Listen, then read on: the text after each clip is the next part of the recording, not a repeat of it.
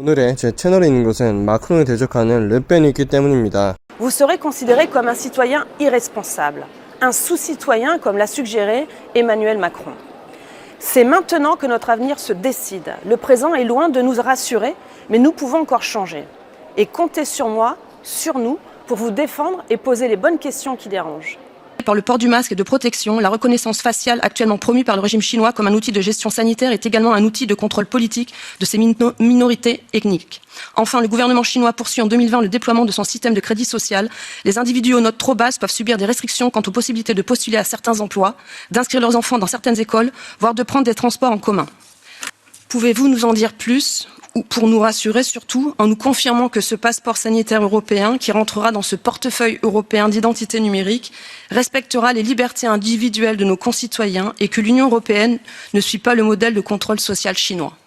시민들을 불러 모아 리셋에 저항하고 있는 의원도 르펜의 오른팔이었고 접종과 디지털 아이디를 막고 있는 의원도 바로 르펜계 의원이라고 할 수가 있습니다.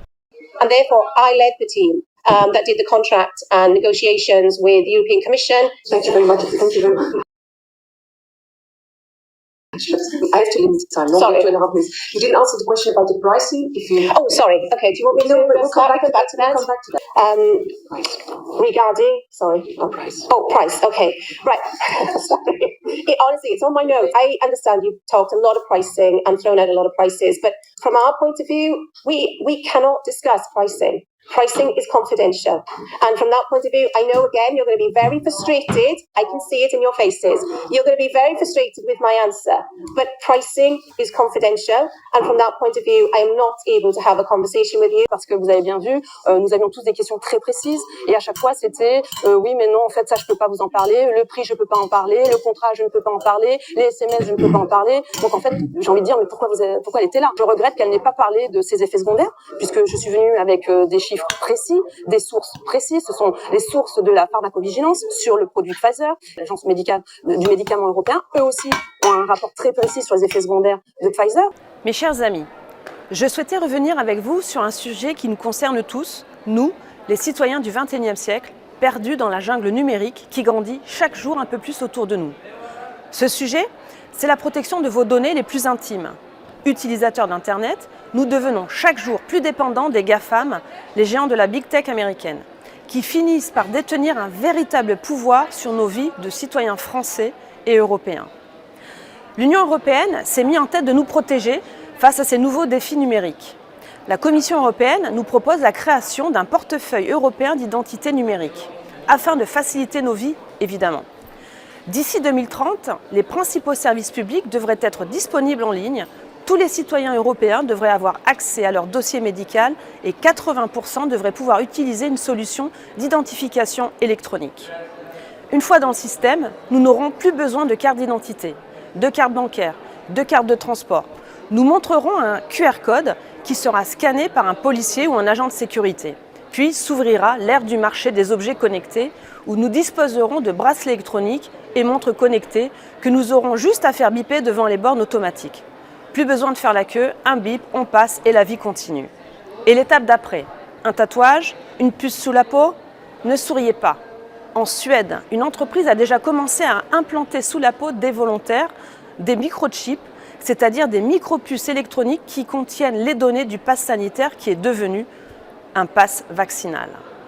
Invisible, insensible et collectant toutes vos données, financières, fiscales, judiciaires, médicales, l'identité numérique est un saut quantique et il n'y aura pas de retour en arrière. Vous serez considéré comme un citoyen irresponsable, un sous-citoyen comme l'a suggéré Emmanuel Macron. C'est maintenant que notre avenir se décide. Le présent est loin de nous rassurer, mais nous pouvons encore changer. Et comptez sur moi, sur nous, pour vous défendre et poser les bonnes questions qui dérangent. D'abord, je voudrais remercier Madame la Présidente d'avoir rappelé les faits. Et je le rappelle aussi, oui, où est Monsieur Bourla? Pourquoi n'est-il pas ici? L'Union européenne, c'est le plus gros marché de Pfizer avec 2,4 milliards de doses pour minimum 36 milliards d'euros et il n'a pas 10 minutes à nous consacrer. Alors comment voulez-vous renforcer la confiance? Il préfère les SMS et tweeter pour dire qu'il a le Covid tous les 3 mois, mais qu'il va bien grâce aux doses de Pfizer et aux pilules Paxlovid. Vous ne voulez pas parler de prix, dont acte. Alors, on va parler d'autre chose, les effets secondaires qui ont un prix. Le dernier rapport de l'Agence nationale de sécurité du médicament répertorie en France plus de 30 000 cas graves. J'ai été coupée. Vos actionnaires Pfizer veulent savoir. Cette irresponsabilité ne vous pose pas de problème ? Monsieur Ryan, j'ai 3 sujets à vous exposer. La première, ça concerne la plateforme YouTube qui efface les contenus qui contredisent le consensus des experts d'autorités sanitaires locales ou de l'Organisation mondiale de la santé au sujet du vaccin contre le Covid. Les vidéos du docteur Robert Malone sont toutes censurées.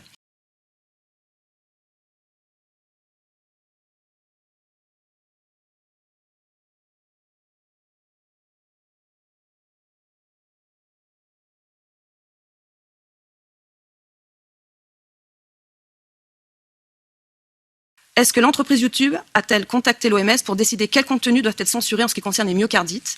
Quel est le processus ? Comment YouTube communique à vous ? À quelle fréquence ? Qui choisit les experts proposés à YouTube ? Avez-vous défini une limite temporelle ou une censure éternelle est-elle prévue ? Vous déclarez : ces nouveaux vaccins ne sont pas moins efficaces que les précédents, mais on ne peut pas affirmer qu'ils le sont davantage, qu'il ne faut donc pas reculer une vaccination ou un rappel au prétexte d'attendre la disponibilité de ces nouvelles versions. Donc, quel type de vaccin vous recommandez aujourd'hui ? Et dans le cadre de l'accord mondial de l'OMS sur la prévention, la préparation et la riposte face aux pandémies, que vous souhaitez contraignantes, comment allez-vous imposer vos points de vue et pourrait-on avoir ces 14 amendements ? Je vous remercie. C'est pourquoi je veux vous informer de ce nouveau traité OMS négocié en catimini. L'OMS, c'est l'Organisation mondiale pour la santé fondée en 1948 à Genève, une organisation interétatique qui reçoit aussi des financements privés, certains disent trop.